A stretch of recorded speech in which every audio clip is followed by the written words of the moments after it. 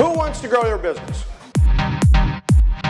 If you want to be a world-class competitor and you want to grow your business, it is not going to come from looking internally. It is not going to come from internal development. It is going to come first from understanding your environment. And we live in a world today in which, believe it or not, if you do not generate 10% or more growth per year on average, you will go out of business.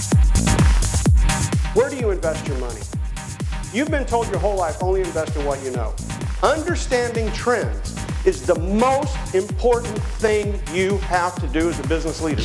Believe it or not, it is cheaper and more effective and has higher returns to invest in the trends.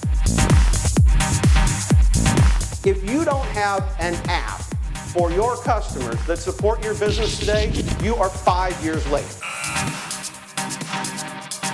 If you're not out there telling people that you have renewal projects and you have sustainability projects, you are not in place to compete in the future. If you don't have a major program in place to take your business internationally into a BRIC country, you are 5 years too late.